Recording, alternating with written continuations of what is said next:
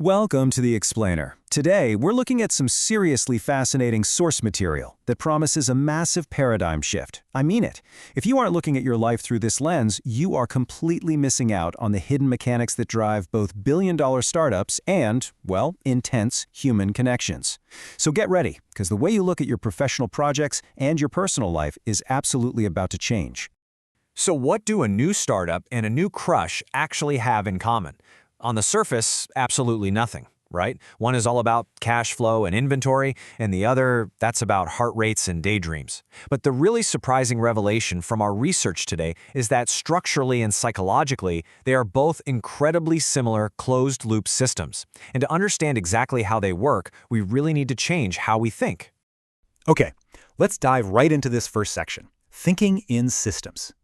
Most of the time, we kind of just look at things in isolated pieces. It's a trap known as linear thinking. We really have to transition away from how we normally view the world. Linear thinking is basically when we view an entity, say a retail shop or a new relationship, simply as a collection of separate departments or isolated tasks. And honestly, it severely limits you.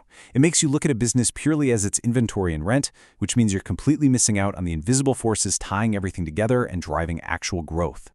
And this brilliantly illustrates what we need to be using instead, which is systems thinking. To stop missing out, we need a much wider lens. Systems thinking tracks how things flow together around a critical, validating node.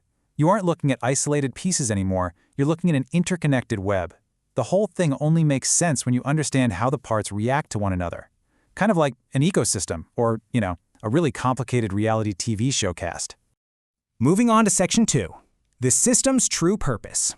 If we apply this framework, a business is not just rent or branding, right? Its teleological purpose, its ultimate goal, is survival. And that absolutely requires producing an output for an external recipient. An infatuation, on the other hand, well, that isn't designed to build a sustainable long-term partnership. Its entire purpose is highly intense and urgent. It exists strictly to maximize emotional and neurochemical highs. Section 3, fueling the feedback loop. So the crucial point here is how these continuous inputs function to keep the system alive. Both of these systems demand continuous input to survive. If you view your customer as merely an end user at the tail end of a straight line, you are entirely missing out on the engine of your growth.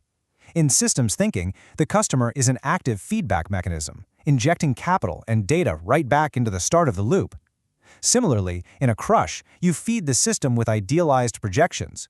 Those projections act just like business capital, forming an internal reward loop of dopamine and adrenaline. Now, what's really interesting is how perfectly this cause and effect dynamic plays out step by step. Step 1, you have a minor positive interaction with your crush. Step 2, that interaction triggers a massive spike in internal validation.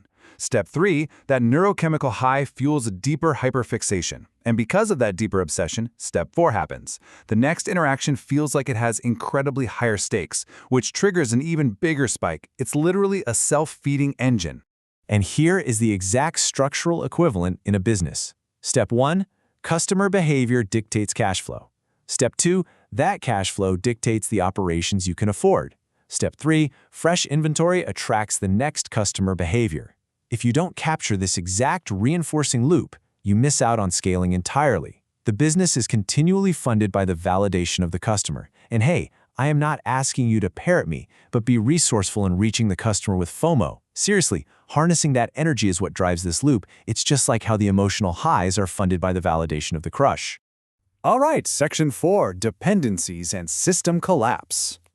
So what happens when these vital inputs are suddenly removed? Well, on the business side, without the causal anchor of a customer, every internal function loses its purpose. It just becomes a net consumer of resources, literally burning cash. On the infatuation side, the system relies entirely on a distorted perception of the other person. If real-world data suddenly contradicts your fantasy, the entire emotional infrastructure crashes. Both systems rapidly lose their value the second the input stops. Breaking the loop kills the organism. It is that simple, and it is that fatal. Without the customer, the business dies. Without the projection and validation, the infatuation dies. The system literally cannot survive without its feedback loop. This powerful insight drawn directly from our sources really says it best. If real-world data contradicts the fantasy, the emotional infrastructure experiences a collapse. Infatuation treats the other person merely as a mirror for your own desires. The moment the real-world data doesn't match the fantasy, the mirror breaks, the loop ends, and the collapse is inevitable. And yeah, it usually hurts. Let's see how this all builds together in Section 5, Escaping the Linear Trap.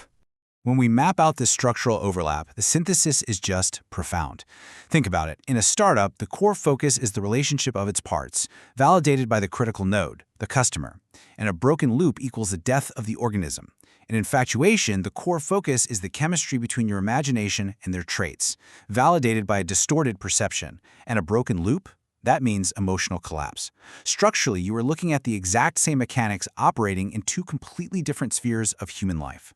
So why does all of this matter? First, always view the world via relationships, not isolated parts.